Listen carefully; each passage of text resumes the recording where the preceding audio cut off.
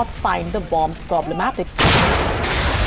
We also tell you why what's happening. New drug is making a difference in the fight against Alzheimer's. This medicine helps slow down a patient's cognitive decline. We look beyond the text. We give you context. Is China preparing for a war in the Himalayas?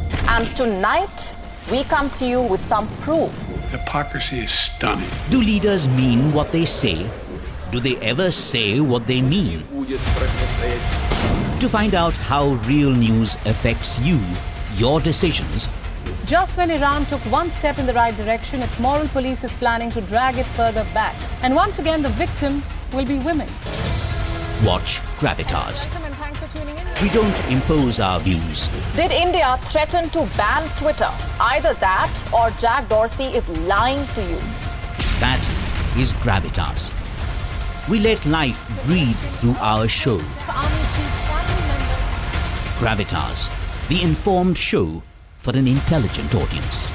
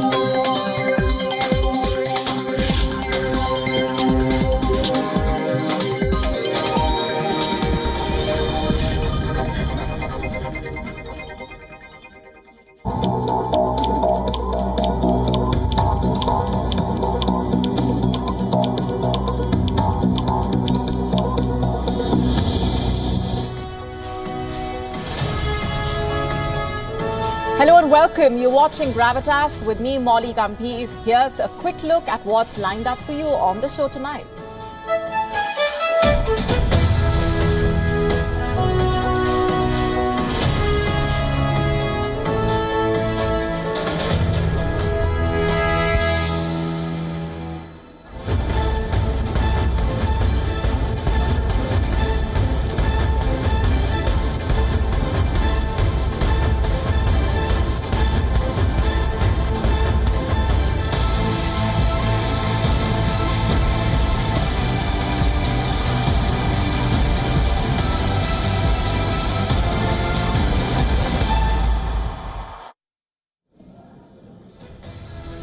Our cover story tonight is about the great American political drama, which might see a new protagonist taking center stage in the presidential election.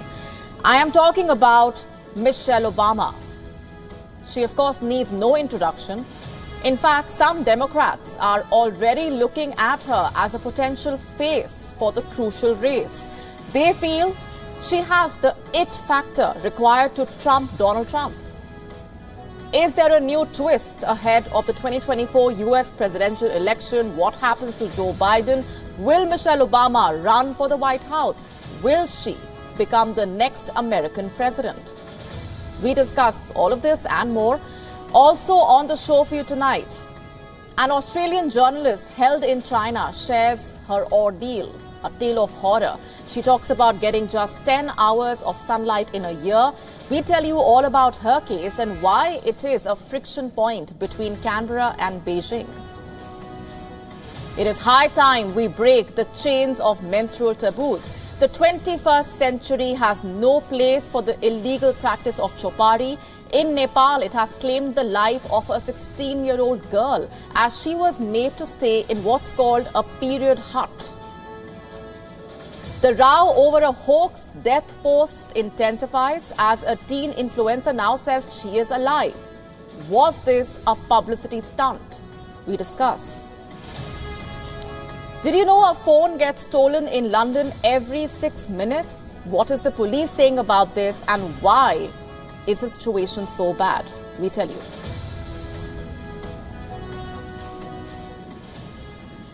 Some startling whispers are beginning to do the rounds in the corridors of American power. Washington, you see, is buzzing with a sensational possibility that there will be a great final twist in the tale of one of the most bitter elections in American history, the great American drama, which is the 2024 election. That the big prize will not go to Joe Biden, who seems to be doddering because of age and floundering because of allegations of corruption against his son and himself, and nor to Donald Trump, by the way, who sets off divisive tremors with ferocious phrases fueled by a humongous ego. So who is the surprise new savior going to be? I am talking about Michelle Obama. The world recognizes her as the wife of America's former president, Barack Obama, but she has forged her own identity and she has been a role model for millions. In fact, she has established herself as a political celebrity. This is a scenario that could see her suddenly leap into the White House, it seems, where she has lived for 8 years when her husband Barack was president. News reports are beginning to suggest that the Democrats will wait till the primaries are underway and the two wayward outsiders in the Democrat race have lost the little momentum they have. And then Joe Biden will announce that he is bowing out, making way for the Democrat senior leaders to rally around Michelle Obama as the party candidate, confident that she will trounce Donald Trump. In fact, a recent report in London's Telegraph not only reports this but explains how the scenario would actually play out, making Michelle Obama the next American president, in fact. Not just that, many Democrats actually believe that Michelle Obama has the it factor that could potentially help in trumping Donald Trump in 2024. But just how popular is Michelle Obama? Polls have repeatedly named her America's most admired woman for several years now. More recent opinion polls even suggest that she could outperform Trump if she runs for president next year. During an interview, she said she detests being asked about a possible presidential run. Officially, she may detest being asked, but that is not complete denial. No way. In fact, she has left the door open to become the savior candidate of the Democrats and America. Watch more carefully. While she praised current President Joe Biden, she also appeared hesitant to fully endorse him. One thing is for sure, she will not play second fiddle to Joe Biden. She will go for the big job as Hillary Clinton, the other first wife, did. First of all, Michelle Obama is the only Democrat with a broad national appeal. She is popular within the Democratic Party and she left the White House with a 68% favorability rating nationally. Number two, her candidacy is feared by Republicans all the way up to ex-President Donald Trump, who, according to Wall Street Journal, by the way, was convinced that the Democrats would parachute her in to replace Biden at the 2020 convention. The former First Lady has been vocal on key democratic policies, including the need to protect voting rights.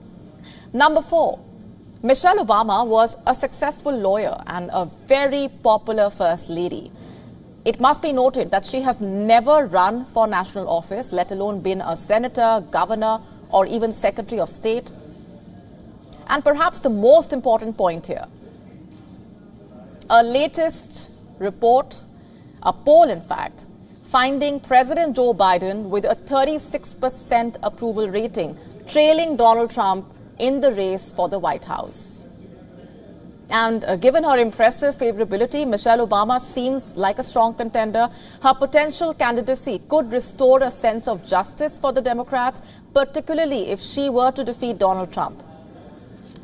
Now, while she has not openly expressed the desire to seek national office, the circumstances might persuade her to enter the race if Biden cannot run and Trump is poised for a return to the White House.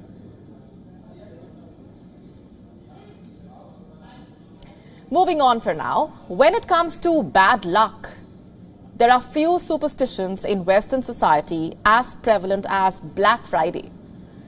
For some reason, no one has fully explained why Friday has become almost synonymous with bad luck. In Pakistan, that's not the case. For millions of Muslims in the country, Friday is a day of congregational prayer and a holiday. But for one Pakistani leader, Friday always seems to bring bad luck. I'm talking about Pakistan's former Prime Minister Nawaz Sharif, who has been living in exile in London since 2019. In order to avoid or evade the courts of the country, if it's Friday, he is in trouble, from exposés to convictions to disqualifications. Bad news searches for him on Fridays, and we will delve into specific examples in just a bit. First, you must know what happened to him today. Today is a Friday. The Supreme Court of Pakistan dealt a major blow to his dreams of returning to Pakistan, of standing in the coming elections, of even becoming the Prime Minister of the country once again. Today, the Supreme Court of Pakistan struck down a law designed to modify the review process of its judgments, which would have permitted Nawaz Sharif to evade the long arm of the law. And now, chances of Nawaz Sharif's smooth return to political life in Pakistan have been devastated. In May this year, the Pakistan government, led by Nawaz's brother, Shehbaz Sharif, had enacted a law to provide the right to appeal against convictions. The ultimate beneficiary of this law would have been Nawaz Sharif.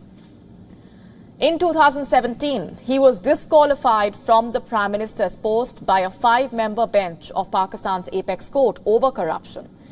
And at that time, he could not file an appeal as there was no law to challenge the judgment of the Supreme Court. Cut to 2023.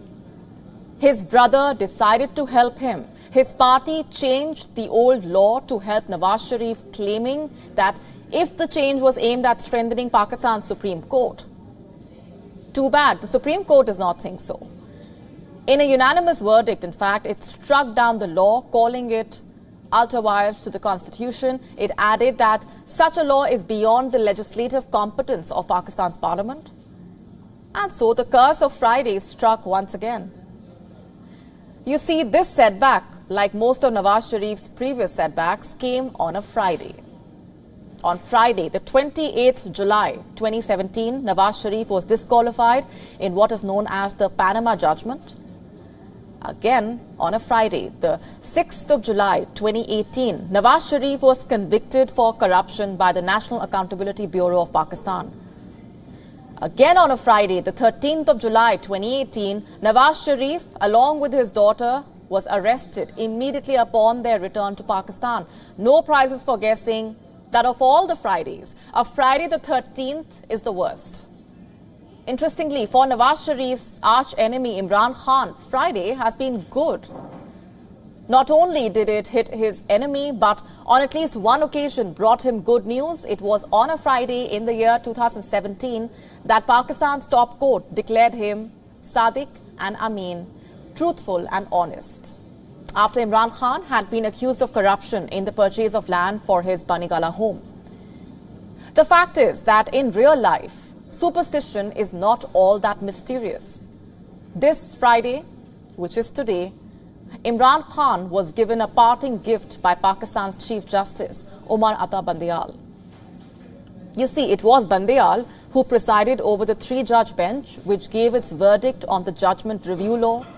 And this Supreme Court Chief Justice, who is believed to be close to Imran Khan, has also ensured that any appeal against his decision today will also come to his court before his term ends. He has kept the window of appeal open. He's kept the window of appeal open till only the 11th of September. Chief Justice Umar Ata Bandial retires on the 15th of September. So if the Pakistan government were to challenge this verdict, the decision will again ultimately depend on Bandial. Bandial might not have been able to prevent Imran Khan from going to jail, convicted of corruption in the sale of precious gifts from foreign governments taken when Imran Khan was the Prime Minister, but he has certainly prevented Nawaz Sharif from replacing Imran Khan. Revenge is a dish, they say, is best eaten cold. Ice-cold revenge is clearly the most powerful factor in Pakistan's hybrid polity revenge. While the rich and the powerful play games of vengeance, the poor and the forgotten suffer. Let's now shift our focus to China. Marking 3 years of imprisonment, an Australian journalist has written down what it's like to be in a Chinese prison for her. She calls it a love letter to Australia. The journalist mentions how she misses sunlight, the outdoors and her family, and this has brought up the long-running point of friction between Canberra and Beijing. First of all, why was the journalist sent to prison and how will this actually impact the China-Australia relationship? The person we are talking about is Cheng Li, an Australian journalist. The former anchor for a Chinese state broadcaster was arrested in the year 2020 and was charged with supplying state secrets overseas, quote unquote. Reports say that no further details were given out by the Chinese authorities. And in 2022, Cheng was subjected to a closed-door trial which lasted less than a day. The verdict has been continuously delayed, and Australian authorities say that the case lacks transparency, because not even Australia's ambassador to China was allowed to enter the court. Not a single Australian official knows what happened as a part of the court proceedings. And now Cheng has written out about her condition in what she calls a love letter to Australia. She starts that letter by saying, and I'm quoting, "Good day, Aussies. This is a love letter to 25 million people and 7 million square kilometers of land abundant in nature, beauty and space. It is not the same in here. I haven't seen a tree in 3 years." And what's more shocking is when she says that she misses the sun. Cheng says, in fact, she's allowed to stand in sunlight for only 10 hours a year. Imagine getting less than an hour of sunlight in a month. She's forced to sleep in a dirt-ridden bedding, which is taken out to air only once a year. Her desperation for freedom can clearly be seen as she says, and I'm quoting, "When the bedding comes back from the sun, I wrap myself in it and pretend as if I was being hugged by my family under the sun." In the letter, which can be seen as a cry for help, the mother of 2 children has expressed how much she misses her children. The Chinese government has not allowed regular contact with the children. This could be one of the most heartbreaking stories. Cheng's husband has expressed his despair and said that it's important for this issue to be dealt with expeditiously and compassionately. I think the current situation, it's enormously difficult on Lei, on her children, on her parents, and I think also this ongoing uncertainty and this ongoing situation does no favours to all the good people in both Australia and China seeking to repair what was a very strained relationship up until recent times. So I think in that context, resolving this case compassionately and expeditiously is so important. The Chinese ambassador to Australia, in fact, has justified the situation. He says that national security-related matters take more time to reach verdicts. What exactly does more time mean to China? Does China see Cheng as a mere commodity? Experts say that the delay in Cheng's sentencing could be used as a bargaining chip. China may try to get an upper hand in the dealings with Australia. What could be a step towards solving Cheng's situation is the Australian Prime Minister Anthony Albanese's invite to Beijing to meet Xi Jinping. Reports say that his citizens don't want him to make the trip until Cheng has been released. I believe it is clearly the case that Cheng Lei, who now has had 3 years in detention, this issue should be resolved. This should be resolved by Cheng Lei not being kept in detention in the way that she has. We will always stand up for the interests of Australian citizens, and we continue to do so. And we have respectful discussions, but we have some in which Australia's position is made very clear. Will Australia take the necessary steps to resolve the issue? We will be monitoring the very latest coming in. Moving on for now, netizens just got played by a 14-year-old, and they are mad about it. Remember how teenage rapper and influencer Little Tay was reported to be dead? Well, it turns out she is very much alive. So what was this all about? Was it a shameless cry for attention? Was it a publicity stunt? Or was Little Tay really a victim of social media hacking? Our next report getting you all the details. Do you know this person? She is a rapper and an influencer. She was born as Claire Hope. Now the world knows her as Lil Tay. She rose to fame in 2018. At the age of 9, she proclaimed herself as the youngest flexer of the century. How did she become famous? By making brazen clips dedicated to wealth. Lil Tay out here on the top of Beverly Hills. Posting expletive-ridden rants and photos of her holding wads of cash in luxe settings.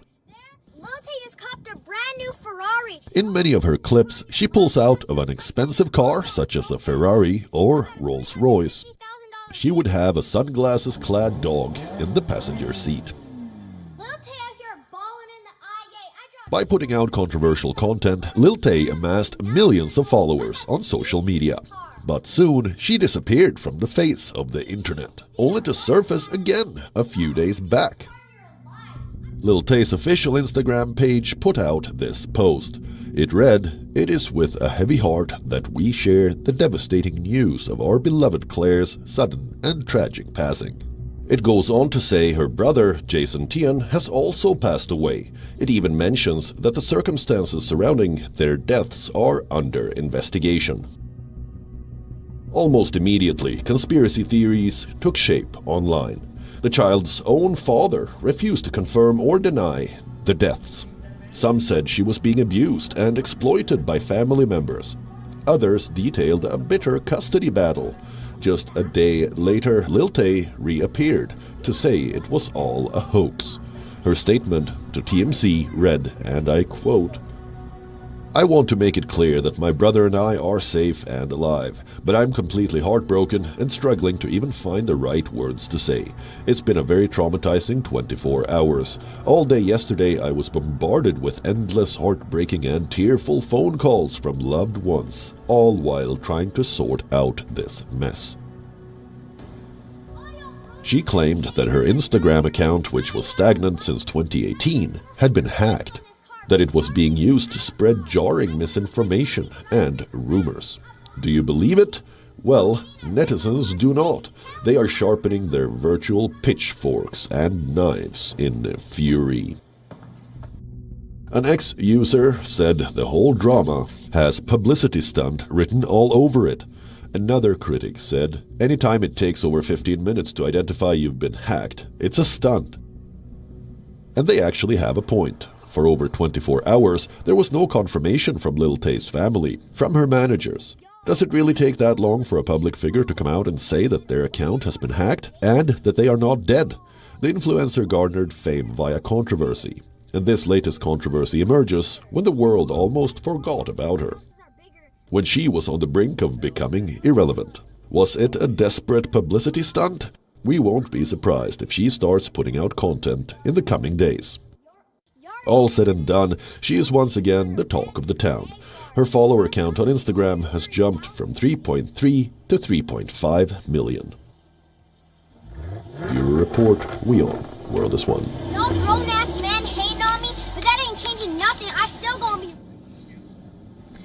We are in the 21st century, but a young girl's life has been claimed by ancient beliefs. How can a practice as archaic as banishing menstruating girls still exist in today's world?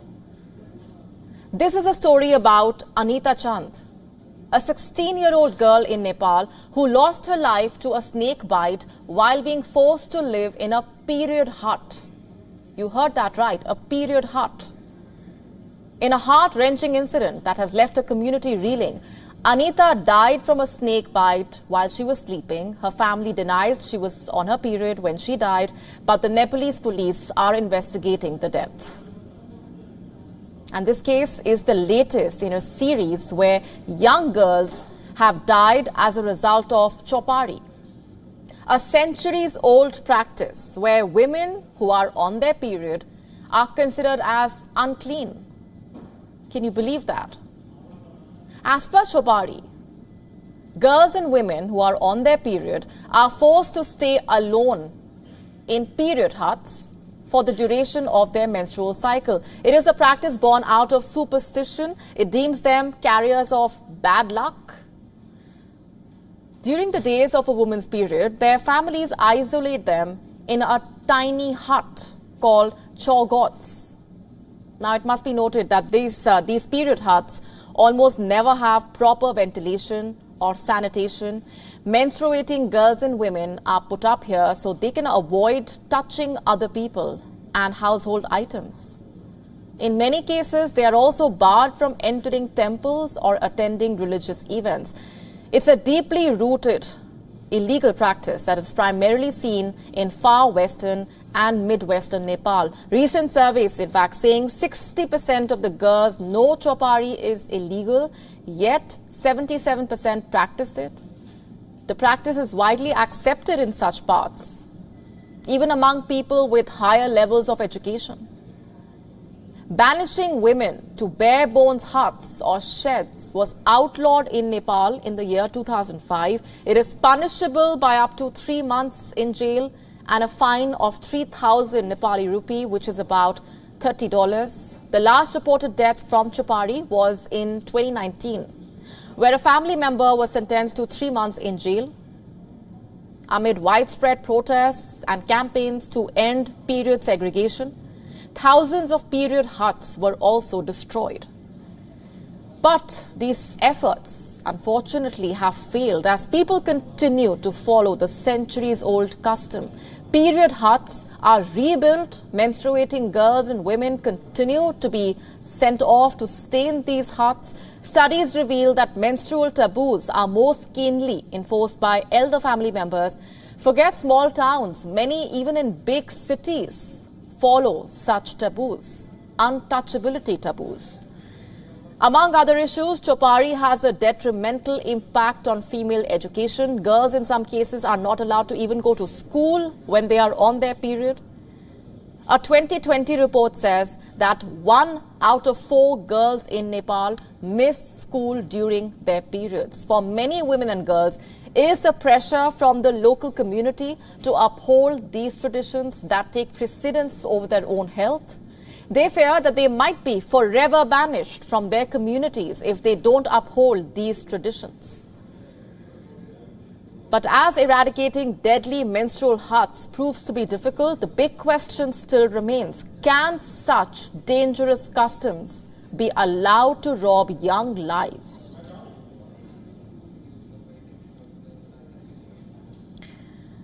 And shifting focus to China, as I speak, the country is witnessing a spike in Mpox cases.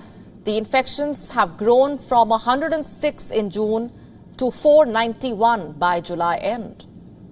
What explains this spike? Have there been any casualties? And should the world be alarmed? Above all, just how lethal is Mpox really? Here's a report on all you need to know.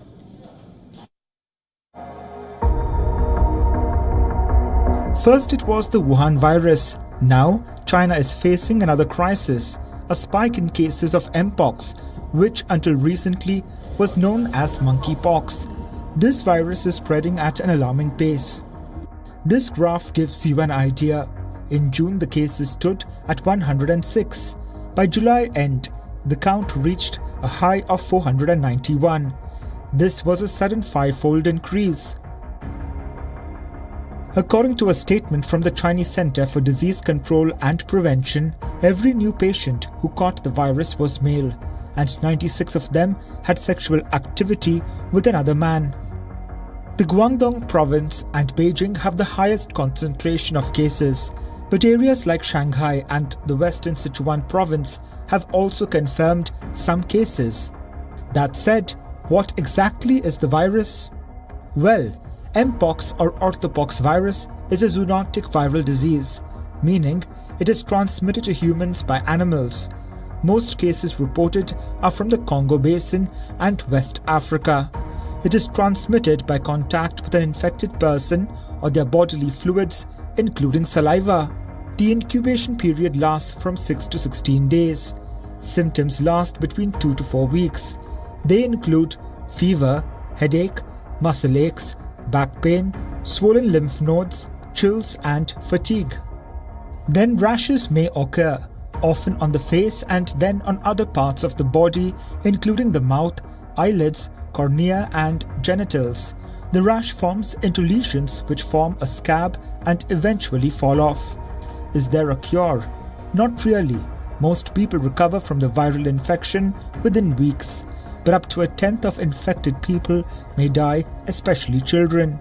Has China reported any deaths? Not yet. Neither have there been any severe cases. But why are the cases rising?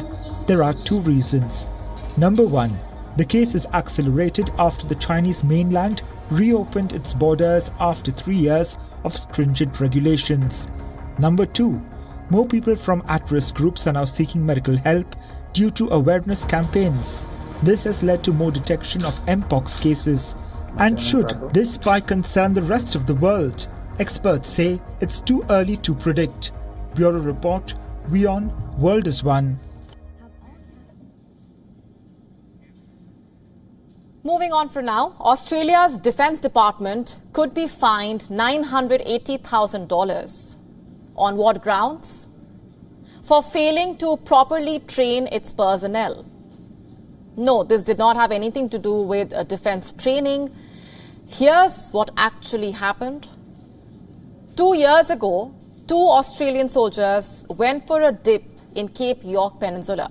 The pair had the permission to go fishing in an inflatable Zodiac boat in the remote region. And after anchoring their boat, they jumped into the water. Almost immediately, they were mauled by a crocodile. The crocodile dragged one of the soldiers underwater as his colleague fought off the creature. Both the soldiers were badly injured. They suffered bite and claw wounds and were taken to a hospital. The 2.5-meter saltwater crocodile was killed by wildlife officials days later. Prosecutors laid a single charge against the Department of Defense. They alleged that the department had breached federal work, health and safety laws. And now the federal government's workplace watchdog, ComCare, has declared that the department failed its duties, that it did not follow the Work, Health and Safety Act 2011. How exactly? by allegedly failing to implement policies that prohibited personnel from entering crocodile-infested waters, conducting risk assessments and providing safety briefings around the dangers of crocodiles. Now, my question is, does the Department of Defense really need to do that? Isn't it common sense to not swim in waters home to crocodiles? Are the soldiers unaware of the simple fact that crocodiles are in fact dangerous predators and pose a threat to their lives? They were given permissions to fish, not to swim, and the area they went to is a known crocodile territory. So is it really the Defense Department's fault? Crocodile attacks are not uncommon, by the way, in Australia. Last month, a crocodile attacked a tourist at Australia's Wangi Falls. And 2 months ago, a fisher was taken off from a boat and eaten by 2 crocodiles in northern Australia. Before that, another snorkeler near Haggerstone Island prized a crocodile's jaws off his head. His life was saved, but he still suffered lacerations. If you are going out in Australian waters, better watch out.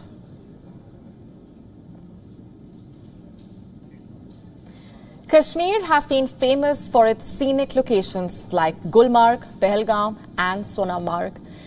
The opening of these areas close to the line of control is attracting a huge number of tourists who want to explore these paths. Along with the beauty of these mountain ranges, tourists here are excited to see the border that divides the two countries. Our next report telling you more. The guns have fallen silent on the line of control between India and Pakistan for over 2 years now. And after these peaceful years, the government of Jammu and Kashmir, along with the Department of Tourism, have opened many areas close to the line of control for tourists and visitors. People living on the line of control are finally living a peaceful life and are ready to welcome tourists from across the country and the world. We have been promoting the border areas, particularly this year we have come to Keren, we have gone to Titwal, we have opened up the Botapatri. As far as infrastructure development is concerned, we are more focusing here on homestays for paying guests. We don't want a haphazard type of development like we see on the other side. It seems that they have violated all the forest norms, building permissions. We don't want that. The Department of Tourism has prepared a plan to build infrastructure in these areas, keeping the environment in mind. It is also providing employment and generating economic opportunities for the locals.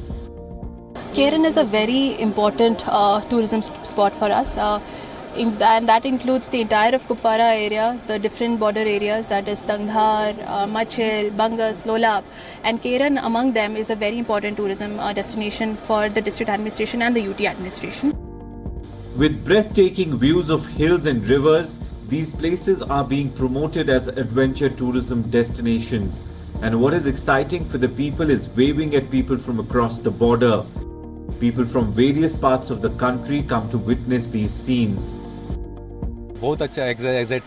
I am extremely happy. I had seen this on the social media and I came to see the place with my family.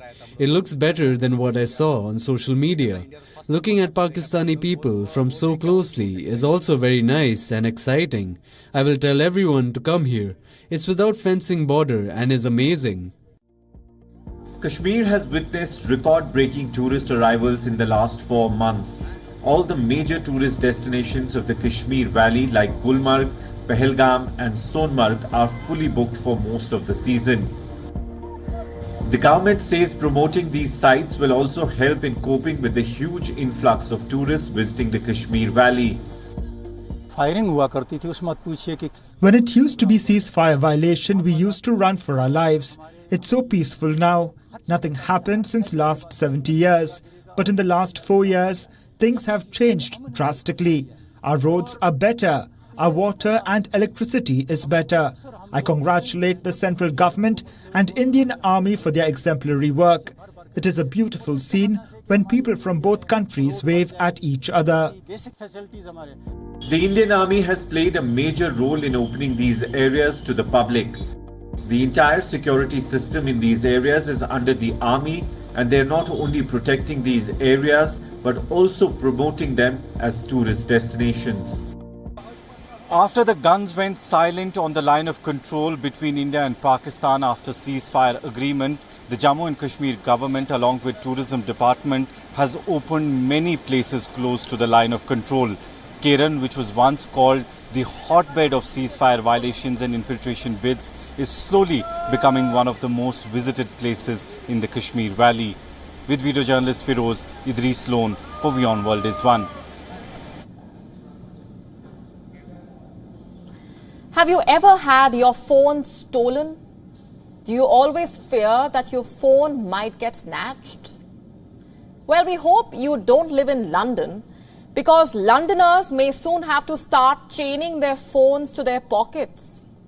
Why? Studies show that a phone gets stolen every 6 minutes in London. And the worst part is that the recovery rate is extremely low. So what is the police doing to reduce the crime rate, and how are the thefts even happening so often? Let's get you all the details. With a 2% recovery rate, the borough of Westminster, Camden, Southwark and Hackney saw the highest number of thefts this year. Bexley saw the lowest number with 432 reported thefts. His Majesty's Inspectorate of Constabulary has connected phone thefts to the police's reputation. It says, and I'm quoting, "There needs to be a concerted drive to address this because it directly affects the public's confidence in the police's ability to keep them safe." Why is this even happening? Why is this crime on the rise? And what do the people have to say? Reports say that some people blame the police for not taking adequate action.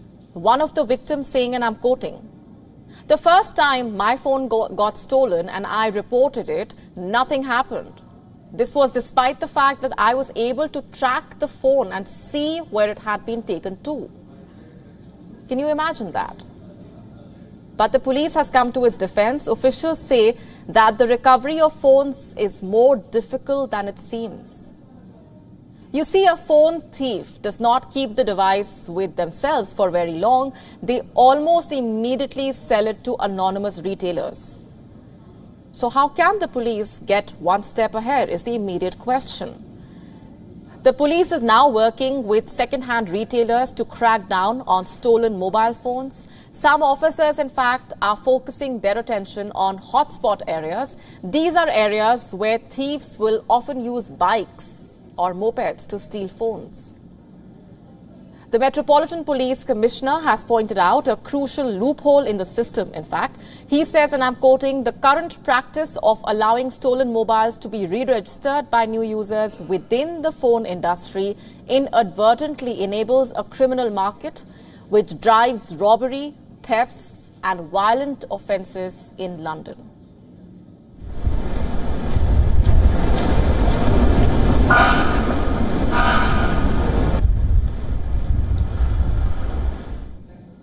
This is the aftermath of a phone robbery. It looks quite brutal, doesn't it? Reports say 2 thieves stabbed 4 people after their robbery spree was thwarted.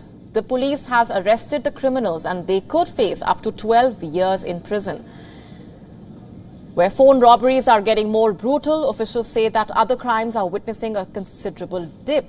Knife crimes have gone down by 2%. Knife crimes against people under 25 have dropped 19%. Gun crimes have dipped by 14%. Homicide has gone down by 3%. And burglary has been reduced by 21%. Our phones are one of the closest things to us, and being stolen is truly disturbing. Let's hope that Londoners soon feel safe walking with their phone on the streets. The race for space is heating up, and how? World powers are now eyeing the moon, especially the moon's south pole. Our next report tells you more about why NASA fears that the region could soon become another contested zone of global rivalry. South China Sea is one of the most contested regions in the world. About a third of all the world's maritime trade goes through the region. The disputes are fundamentally about claims of sovereignty, the broadest of which are staked by Beijing and competing claimants by Vietnam, the Philippines, Taiwan, Malaysia and Brunei. At the core is geopolitical wrangling, but now it seems that this rivalry is going into a different realm.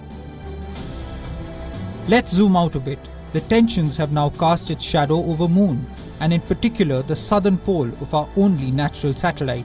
Naturally, I don't want China to get to the South Pole first with humans and then say, this is ours, stay out, like they've done with the Spratly Islands. The Chinese have made rapid progress in their space technologies and are working steadily towards their ambitious lunar plans. Beijing plans to start building a lunar base in about 5 years. The Americans too are going back to the moon after 50 years. They plan to send humans back to the moon by 2025. Russia and India are competing to be the first country to land an uncrewed mission at the lunar South Pole. Both Luna 25, the first Russian moon mission in nearly 50 years, and India's Chandrayaan-3 are expected to touch down around August 23rd. Each of these spacefaring nations have set their eyes on Moon's South Pole.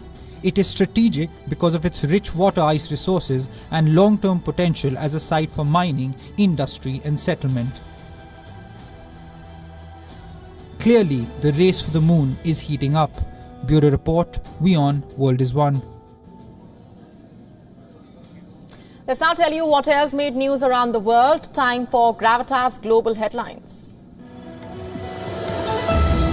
Ukrainian President Volodymyr Zelensky dismisses officials' response for military conscription in each region of the country, citing corruption allegations that he said could amount to treason.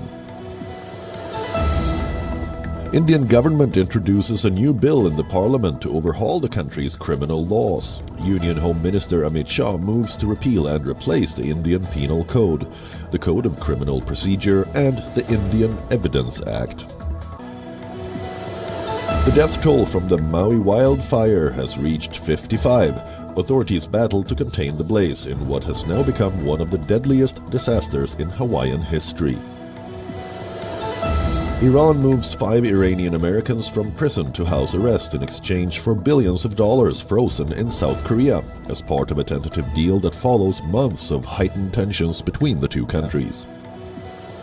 Union expresses concern over the reported poor conditions of President Mohamed Bazoum's detention, calls the treatment of a democratically elected leader unacceptable.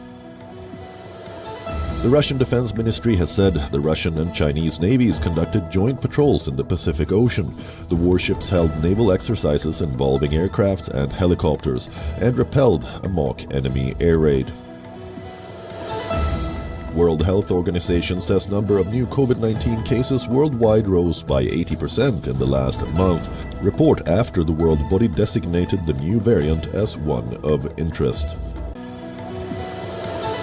Still grappling with the aftermath of Typhoon Doksuri, swollen rivers and floodwaters, northern China is now gearing up for more rain with the arrival of Typhoon Kanun. Typhoon Kanun is expected to enter China from its northeast on Saturday and bring heavy rainfall in northeastern Jilin and Heilongjiang provinces soon. Spain are through to their maiden FIFA Women's World Cup semi-finals after defeating Netherlands 2-1 in extra time. Substitute Salma Paraluelo struck the winner after 111 minutes to knock the 2019 runners-up out of the tournament. Sweden held on past a strong Japan side to claim an impressive 2-1 win over the 2011 champions. Amanda Ilstedt's fourth goal of the tournament and Filippa Angedal's second half penalty was enough for Sweden to book a semi-final showdown with Spain. On that note, it's a wrap on this edition of Gravitas Tonight. We are leaving you as always with Gravitas images. Thanks very much for watching. Have a good weekend.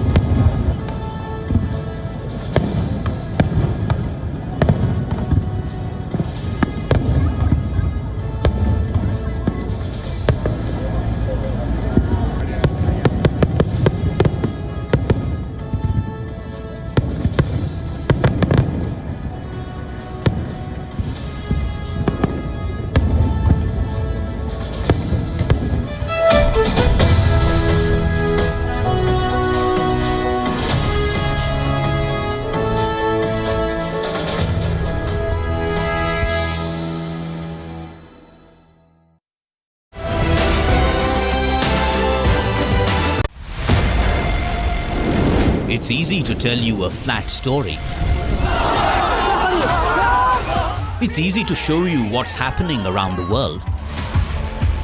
We do the difficult part. This weapon has been banned, but the US, Ukraine and Russia do not find the bombs problematic. We also tell you why what's happening. A new drug is making a difference in the fight against Alzheimer's. This medicine helps slow down a patient's cognitive decline. We look beyond the text. We give you context. Is China preparing for a war in the Himalayas? And tonight, we come to you with some proof. Hypocrisy is stunning. Do leaders mean what they say? Do they ever say what they mean? To find out how real news affects you, your decisions. Just when Iran took one step in the right direction, its moral police is planning to drag it further back. And once again, the victim will be women. Watch Gravitas. Welcome and thanks for tuning in. We don't impose our views. Did India threaten to ban Twitter? Either that or Jack Dorsey is lying to you. That is Gravitas. We let life breathe through our show. Gravitas, the informed show for an intelligent audience.